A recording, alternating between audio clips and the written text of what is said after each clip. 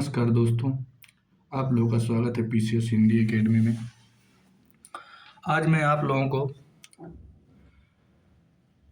कक्षा 8 एनसीईआरटी अध्याय नंबर 4 पढ़ाऊंगा दोस्त। अध्याय का नाम है कृषि। आइए इस अध्याय को एक छोटे से उदाहरण के माध्यम से समझते हैं। गुरप्रीत, मधु और टीना एक गांव से गुजर रहे थे। वहां उन लोगों ने एक किसान को खेत में जुताई करते हुए देखा। किसान उन लोगों से कहा कि वह गेहूं की बुआई करने जा रहा है और मृदा को अधिक उपजाऊ बनाने के लिए अभी खाद डाल रहा है। उसने बच्चों से कहा कि गेहूं मंडी में अच्छी कीमत पर बिकेगा, जहां से उसे आटे में परिवर्तित करके कारखानों में डबल रोटी और बिस्कुट बनाने के लिए ले जाया जाएगा। पौधे से परिष्कृत उत्पाद तक के रूपांतरण की 3 प्रकार की आर्थिक क्रियाएं सम्मिलित हैं। प्राथमिक, द्वितीय, तृतीय क्रियाएं। प्राथमिक क्रियाओं के अंतर्गत उन सभी क्रियाओं को शामिल किया जाता है जिनका संबंध प्राकृतिक संसाधनों के उत्पादन और निष्कर्षण से है। कृषि, मत्स्य और संग्रहण इनके अच्छे उदाहरण हैं। द्वितीय क्रियाएं इन संसाधनों के प्रसंस्करण से संबंधित हैं। इस्पात, विनिर्माण, डबल रोटी पकाना और कपड़ा बुनना इन क्रियाओं के उदाहरण हैं। तृतीय क्रियाएं। प्राथमिक क्रियाएं और द्वितीय क्रियाएं क्षेत्र को सेवा कार्यों द्वारा सहयोग प्रदान करती है। सहायता, व्यापार, बैंकिंग, बीमा और विज्ञापन तृतीय क्रियाओं के उदाहरण हैं। दोस्त, आपको प्रथम क्रिया क्या है, द्वितीय क्रिया क्या है, तृतीय क्रिया क्या है, तीनों के बारे में बता दिया गया। अब आप लोग आइए कृषि। कृषि एक प्राथमिक क्रिया है। फसलों, फलों, सब्जियों, फूलों को उगाना, पशुधन पालन इनमें शामिल है। दोस्त, कृषि जो है इसमें फसलों को उगाना, फलों सब्जियों को उगाना एवं पशुपालन भी शामिल है। विश्व में 50% लोग कृषि से संबंधित क्रियाओं में संलग्न हैं। भारत की 2/3 जनसंख्या अब तक कृषि पर निर्भर है। भारत की 2/3 जनसंख्या जो दोस्त वो कृषि पर निर्भर है। अनुकूल स्थलाकृति मृदा और जलवायु कृषि क्रियाकलापों के अनिवार्य हैं। जिस भूमि पर फसलें उगाई जाती हैं कृषिगत भूमि कहलाती हैं। आप मानचित्र में देख सकते हैं कि कृषि क्रियाकलाप विश्व के किन्हीं प्रदेशों में संकेंद्रित है जहां फसल उगाने के लिए उपर्युक्त कारक विद्यमान हैं। एग्रीकल्चर, एग्री, सेरी, पीसी, बीटी, हार्टी। एग्रीकल्चर, क्या आप जानते हैं एग्रीकल्चर मतलब कृषि? इंग्लिश में एग्रीकल्चर बोलते हैं, हिंदी में कृषि बोलते हैं। मृदा की जुताई, फसलों को उगाना और पशुपालन का विज्ञान एवं कला है। इसे भी खेती भी कहते हैं। अब आप लोग जानिए सेरीकल्चर क्या हो। रेशम उत्पादन, रेशम के कीटों का वाणिज्यिक पालन यह कृषि की आय में पूरक हो सकता है। अब आप लोग जानिए पीसी कल्चर। मत्स्य पालन को पीसी कल्चर कहते हैं दोस्त। सेरीकल्चर रेशम उत्पादन को कहते हैं। एग्रीकल्चर कृषि को कहते हैं। जो पीसी कल्चर होता है इसमें विशेष रूप से निर्मित तालाबों और पोखरों में मत्स्य पालन। अब आप लोग आइए विटीकल्चर, छद्रा कृषि। अंगूरों की खेती को विटीकल्चर कहते हैं दोस्तों। अब आप लोग आइए हार्टिकल्चर। हार्टिकल्चर उद्यान कृषि, वाणिज्य उद्योग के लिए सब्जियों, फूलों और फसलों को उगाना ही हार्टिकल्चर कहलाता है। कृषि तंत्र, कृषि यह खेती को एक तंत्र के रूप में देखा जाता है। इसके महत्वपूर्ण निवेश बीज, उर्वरक, मशीनरी और श्रमिक हैं। जुताई बुआई, सिंचाई, निराई, कटाई इसकी कुछ संक्रियाएं हैं। इस तंत्र के अंतर्गत फसल, ऊन, रेडी, कुक्कुट उत्पादन आते हैं। अब आप लोग जानिए दोस्त कृषि के प्रकार। कृषि के प्रकार, विश्व में कृषि विभिन्न तरीके से की जाती है। भौगोलिक दशाओं, उत्पादन की मांग, श्रम और प्रौद्योगिकी के स्तर के आधार पर कृषि दो मुख्य प्रकारों में वर्गीकृत किया जा सकता है। पहला होता है निर्वाह कृषि, दूसरा होता है दोस्त वाणिज्यिक कृषि। अब आप लोग जानिए निर्वाह कृषि किसे कहते हैं। इस प्रकार की कृषि परिवार की आवश्यकताओं को पूरा करने के लिए किया जाता है। जो निर्वाह कृषि होती है दोस्त, यह परिवार की आवश्यकताओं को पूरा करने के लिए किया जाता है। पारंपरिक रूप से कम उपज प्राप्त करने के लिए निम्न स्तरीय प्रौद्योगिकी और पारिवारिक श्रम का उपयोग किया जाता है। इनमें दोस्त निम्न स्तर की प्रौद्योगिकी और पारिवारिक श्रम का उपयोग किया जाता है। निर्वाह कृषि को पुनः गहन निर्वाह कृषि और आदिम निर्वाह कृषि में वर्गीकृत किया जा सकता है। अब गहन निर्वाह कृषि किसे कहते हैं ये आप लोग जानिए। गहन निर्वाह कृषि में किसान एक छोटे से भूखंड पर साधारण औजारों और अधिक श्रम से खेती करता है। अधिक धूप वाले दिनों में उपयुक्त जलवायु और उर्वर मृदा वाले खेत में एक वर्ष में एक से अधिक फसलें उगाई जा सकती हैं। चावल मुख्यतः खेती होती है। जो गहन निर्वाह कृषि होती है दोस्त, इसमें जो चावल होती है मुख्यतः फसल होती है, यहाँ की मुख्य फसल होती है जो चावल होती है। अन्य फसलों में गेहूं, मक्का, दलहन और तिल शामिल हैं। गहन निर्वाह कृषि दक्षिणी पूर्वी और पूर्वी एशिया के सघन जनसंख्या वाले मानसूनी प्रदेश में प्रचलित है। यह दोस्त जो है ये गहन निर्वाह कृषि दक्षिण और दक्षिण पूर्वी एशिया सघन जनसंख्या वाले क्षेत्रों में प्रचलित है। आदिम निर्वाह कृषि किसे कहते हैं आप लोग ये जानिए। ये स्थानांतरी कृषि और चलवासी पशुचरण शामिल होते हैं। इस आदिम निर्वाह कृषि जो होते हैं दोस्त, इसमें स्थानांतरी और चलवासी पशुचरण शामिल होते हैं। स्थानांतरी कृषि जो होते हैं दोस्त, स्थानांतरी कृषि जो होते हैं ये अमेजन बेसिन के सघन वन क्षेत्रों में उष्ण कटिबंधीय अफ्रीका, दक्षिण पूर्वी एशिया और उत्तरी पूर्वी भारत के भागों में प्रचलित हैं। ये सभी भारी वर्षा और वनस्पति के तीव्र पुनर्जन्म वाले क्षेत्र हैं। वृक्षों को काटकर और जलाकर भूखंड को साफ किया जाता है, तब राख को मृदा में मिलाया जाता है तथा मक्का, रतालू, आलू और कसावा जैसे फसलों को उगाया जाता है। भूमि की उर्वरता की समाप्ति के बाद वह भूमि छोड़ दिया जाता है और कृषि नए भूखंड पर चला जाता है। दोस्त बताया गया है यह ऐसी कृषि होती है, स्थानांतरी जो कृषि होती है ऐसी कृषि होती है, जंगलों को साफ करके इसको किया जाता है। जब उस भूमि की उपजाऊपन खत्म हो जाती है तो फिर ये अलग जगह चला जाता है। स्थानांतरी कृषि को कर्तन एवं दहन कृषि के रूप में भी जाना जाता है। जो स्थानांतरी कृषि होती है दोस्त, ये कर्तन और दहन के रूप में जाना जाता है। क्या आप जानते हैं स्थानांतरी कृषि विश्व के विभिन्न भागों में विभिन्न नामों से जानी जाती है। दोस्त ये इंपॉर्टेंट है, आप लोग इसको जानिए। स्थानांतरी कृषि को विभिन्न भागों में विभिन्न नामों से जाना जाता है। झूमिंग उत्तर पूर्वी भारत में इसको झूमिंग कहते हैं, मिल्पा मैक्सिको में कहते हैं, रोका ब्राजील में कहते हैं, लदांग मलेशिया में कहते हैं। ये इंपॉर्टेंट है, ये आपको याद होना चाहिए। आपको जब मैं घटना चक्र कराऊंगा तो दिखाऊंगा ये क्वेश्चन पूछा गया, इसी नाते आप लोग नोट कीजिए, इसको याद कीजिए। आगे चलिए, अब आइए चलवासी पशुचरण। सहारा के अर्ध शुष्क और शुष्क प्रदेशों के मध्य में एशिया और भारत के कुछ भागों में, राजस्थान तथा जम्मू और कश्मीर में प्रचलित है यह कृषि, चलवासी कृषि जो है दोस्त। इस प्रकार की कृषि में पशु चारक अपने पशुओं के साथ चारे और पानी के लिए एक स्थान से दूसरे स्थान पर निश्चित मार्गों से घूमते हैं। इस प्रकार की गतिविधि जलवायु बाधाओं और भूभाग की प्रतिक्रिया स्वरूप उत्पन्न होती हैं। पशुचारक मुख्यतः भेड़, ऊंट, मवेशी, याक और बकरियां पालते हैं।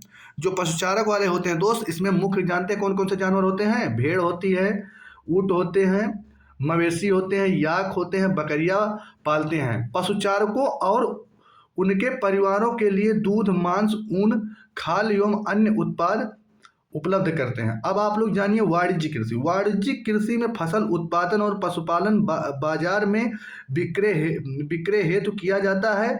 इसमें विस्तृत कृषि क्षेत्र और अधिक पूंजी का उपयोग किया जाता है। अधिकांश कार्यवाही मशीनों के द्वारा किया जाता है। जो वाणिज्यिक कृषि होती है दोस्त, इसमें अधिकांश कार्यवाही जो होती है मशीनों द्वारा किया जाता है। वाणिज्यिक कृषि में वाणिज्य अनाज कृषि, मिश्रित कृषि और रोपण कृषि शामिल हैं। दोस्त जो वाणिज्यिक कृषि होते हैं इसमें अनाज की कृषि भी शामिल है, मिश्रित कृषि भी शामिल है और रोपण कृषि भी शामिल है। अब आप लोग जानिए वाणिज्य अनाज कृषि, ये फसलों वाणिज्यिक उद्देश्य से उगाई जाती हैं। दोस्त जो वाणिज्यिक अनाज की जो कृषि होती है ये फसलें वाणिज्यिक के उद्देश्य से उगाई जाती है। गेहूं मक्का सामान्य रूप से उगाई जाने वाली फसलें हैं। उत्तरी अमेरिका, यूरोप और एशिया के शीतोष्ण घास के मैदान में वाणिज्यिक अनाज कृषि के प्रमुख क्षेत्र हैं। दोस्त अब आप लोग जान लीजिए कि जो वाणिज्यिक अनाज कृषि के जो क्षेत्र हैं वो कहाँ कहाँ हैं। उत्तरी अमेरिका, यूरोप, एशिया के शीतोष्ण घास के मैदान में। ये क्षेत्र सैकड़ों हेक्टेयर के बड़े फार्मों से युक्त विरल आबादी वाले अत्यधिक ठंड एवं वर्धन काल को बाधित करती हैं और केवल एक ही फसल उगाई जा सकती है। जो वाणिज्यिक कृषि है दोस्त, वाणिज्यिक अनाज की जो कृषि है उसमें सिर्फ एक ही फसल उगाई जा सकती है। अब आप लोग जानिए मिश्रित कृषि किसे कहते हैं। मिश्रित कृषि में भूमि का उपयोग भोजन व चारे की फसलें उगाने और पशु पालन के लिए किया जाता है। जो दोस्तों मिश्रित कृषि होती है चारों के लिए, फसलों के लिए और पशुपालन के लिए किया जाता है। यह यूरोप में दोस्त, यह यूरोप में, पूर्वी संयुक्त राज्य अमेरिका में, अर्जेंटीना में, दक्षिणी पूर्वी ऑस्ट्रेलिया में, न्यूजीलैंड में और दक्षिण अफ्रीका में प्रचलित है मिश्रित कृषि। अब आप लोग आगे आइए। अब आप लोग को बताएंगे रोपण कृषि के बारे में। रोपण कृषि वाणिज्यिक कृषि का एक प्रकार है। जो दोस्त रोपण कृषि है यह वाणिज्यिक कृषि का एक प्रकार है जहां चाय, कहवा, काजू, रबड़, केला अथवा कपास की एकल फसल उगाई जाती है। रोपण कृषि जो होती है दोस्तों वो क्या नाम है, एकल फसल उगाई जाती है। इसमें आने वाले जो हैं मैं उसको बता दे रहा हूँ। चावल है, कहवा है, काजू है, रबड़ है, केला है, कपास है। इसमें बृहद पैमाने पर श्रम और पूंजी की आवश्यकता होती है। जो ये रोपण कृषि होता है दोस्त, इसमें बृहद पैमाने पर जो श्रम भी लगता है और पूंजी भी लगती है। उत्पादन का प्रसंस्करण खेतों पर ही या निकट के कारखानों में किया जा सकता है। इस प्रकार कृषि में परिवहन जाल के विकास की अनिवार्यता होती है। दोस्त इस प्रकार के कृषि में परिवहन जाल की अनिवार्यता होती है। रोपण कृषि के मुख्य क्षेत्र विश्व के उष्णकटिबंधीय प्रदेशों में पाए जाते हैं। मलेशिया में रबड़, ब्राजील में कहवा, भारत और श्रीलंका में चाय इसके कुछ उदाहरण हैं। दोस्त बताया गया है जो रोपण कृषि है यह उष्णकटिबंधीय प्रदेशों में जैसे आपको मलेशिया में रबड़ में उगाते हुए मिला जाएगा, ब्राजील में जब आप आएंगे तो कहवा मिलेगा, जब आप भारत में आएंगे दोस्तों और श्रीलंका में तो यहाँ चाय की फसलें हैं रोपण कृषि जो उगाई जाती हैं। अब आप लोग बताएंगे मुख्य फसलें क्या हैं। बढ़ती हुई जनसंख्या की आवश्यकताओं को पूरा करने के लिए विविध प्रकार की फसलें उगाई जाती हैं। फसलें कृषि आधारित उद्योग के लिए भी कच्चे माल की आपूर्ति करती हैं। गेहूं, चावल, मक्का, बाजरा मुख्य खाद्य फसलें हैं। अगर दोस्त ये पूछ ले कि मुख्य, आपको ऑप्शन दे दे चार और उसमें से एक डाल दे रोपण कृषि, बाकी में डाल दे क्या नाम है, ये क्या नाम है मुख्य फसलें, और डाल दे चावल, डाल दे गेहूं, डाल दे मक्का, डाल दे बाजरा, और आपसे पूछ ले निम्न में से कौन सी मुख्य फसल नहीं है, तो आप कौन से वाले पे लगाएंगे, वही रबड़ वाले पे जो कि रोपण कृषि है। जूट और कपास रेशेदार फसलें हैं। चाय और कहवा मुख्य पेय फसलें हैं। और जो मुख्य पेय फसलें हैं दोस्त ये चाय और कहवा हैं। अब आप लोग जानिए चावल, यह विश्व की मुख्य खाद्य फसल है। दोस्त जो चावल है यह विश्व की मुख्य खाद्य फसल है। यह उष्णकटिबंधीय और उपोष्ण कटिबंधीय प्रदेशों में मुख्य आहार है। चावल के लिए उच्च तापमान, अधिक आर्द्रता एवं वर्षा की आवश्यकता होती है। यह फसल चीका युक्त जलोढ़ मृदा जिसमें जल रोकने की क्षमता हो में सर्वोत्तम ढंग से बढ़ती है। दोस्त बताया गया ऐसी मृदा जिसमें जल रोकने की क्षमता हो उसमें बहुत सर्वोत्तम बढ़ती है। चीन चावल उत्पादन में अग्रणी है। दोस्त जो चीन है ये चावल उत्पादन में अग्रणी मतलब प्रथम है। इसके बाद क्रमशः भारत, जापान, श्रीलंका, मिस्र हैं। अनुकूल जलवायु दशाओं जैसे पश्चिम बंगाल, बांग्लादेश में एक वर्ष में 2 से 3 फसलें उगाई जाती है। दोस्त बताया गया है पश्चिम बंगाल और बांग्लादेश में एक वर्ष में 2 से 3 फसलें उगाई जाती हैं चावल की। अब आप लोग जानिए गेहूं। गेहूं के वर्ध गेहूं के वर्धन काल में मध्य तापमान एवं वर्षा और शस्य कर्तन फसल की कटाई के समय तेज धूप की आवश्यकता होती है। इसका विकास सु अपवाहित दोमट मृदा में सर्वोत्तम ढंग से होती है। गेहूं संयुक्त राज्य अमेरिका, कनाडा, अर्जेंटीना, रूस, यूक्रेन, ऑस्ट्रेलिया और भारत में विस्तृत रूप से उगाया जाता है।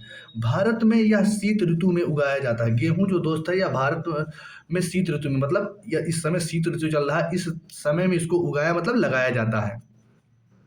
आप लोग जानिए मिलेट क्या होता है। ये मोटे अनाज के रूप में भी जाने जाते हैं और कम उपजाऊ तथा बलुई मृदा में उगाई जाती है। ये ऐसी फसल है जिसे कम वर्षा और उच्च से मध्य तापमान तथा पर्याप्त सूर्य प्रकाश की आवश्यकता होती है। ज्वार, बाजरा,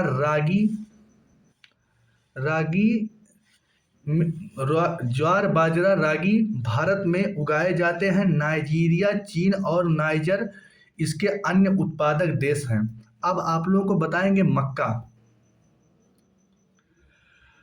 मक्का आप जानते हैं, मक्का को कार्न के नाम से भी जाना जाता है। विश्व में इसकी विभिन्न रंग बिरंगी प्रजातियां पाई जाती हैं। मक्का, इसके लिए मध्यम तापमान, वर्षा और अधिक धूप की आवश्यकता होती है।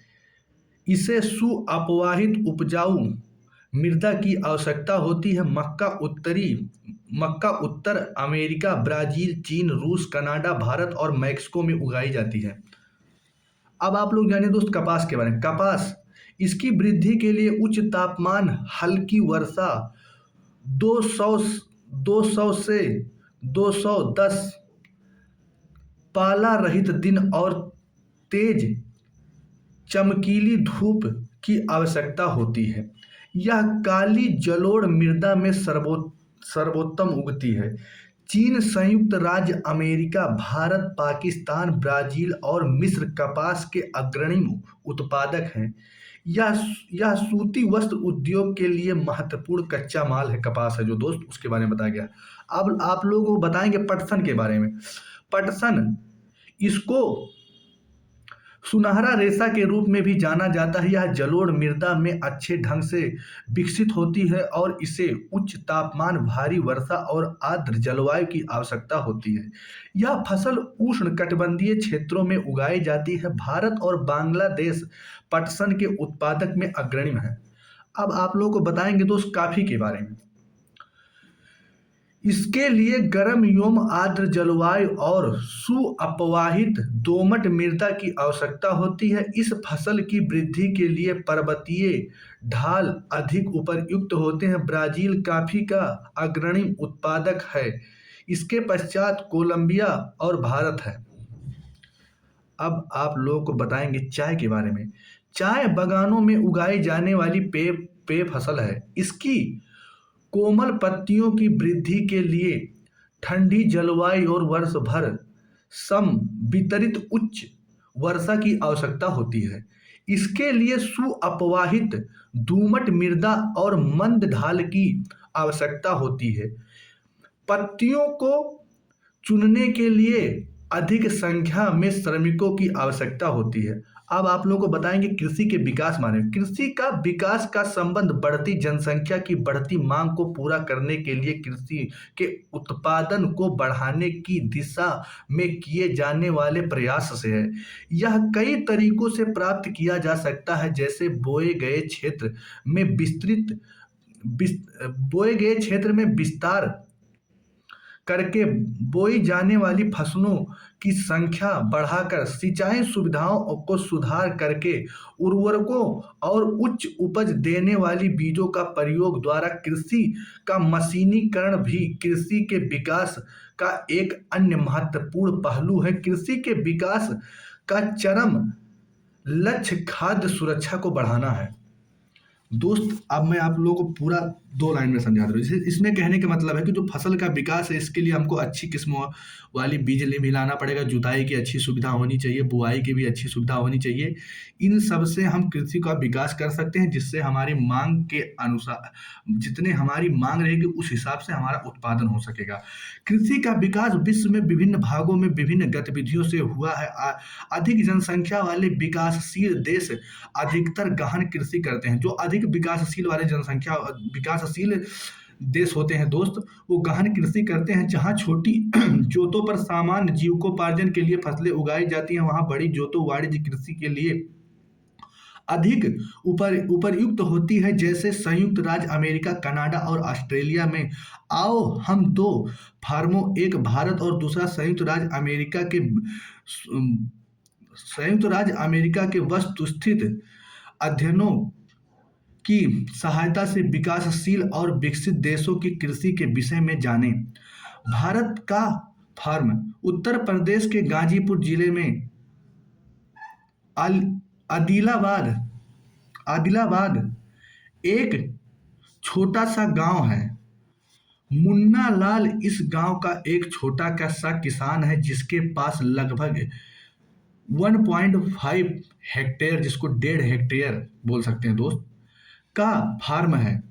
उसका आवास मुख्य गांव में है। वह अधिक उपज देने वाले बीजों को बाजार से वर्षों के एकांतर पर खरीदता है। उसकी भूमि उर्वर है और वह वर्ष में कम से कम 2 फसलों, सामान्यतः गेहूं, चावल और दालें उगाता है। किसान अपने मित्रों और बुजुर्गों के साथ साथ सरकारी कृषि अधिकारियों से कृषि कार्यों के संबंध में सलाह लेता है। वह अपने खेत की जुताई के लिए भाड़े पर ट्रैक्टर लेता है। यद्यपि उसके कुछ मित्र अभी भी बैल से खेतों को जोतते हैं, परंपरागत विधि का प्रयोग करके समीप की खेत के एक नलकूप से वह अपने खेत की सिंचाई के लिए भाड़े पर लेता है। मुन्ना लाल के पास 2 भैंस और कुछ मुर्गी भी हैं। वह निकट के शहर में स्थित सहकारी भंडार में दूध बेचता है। वह वहाँ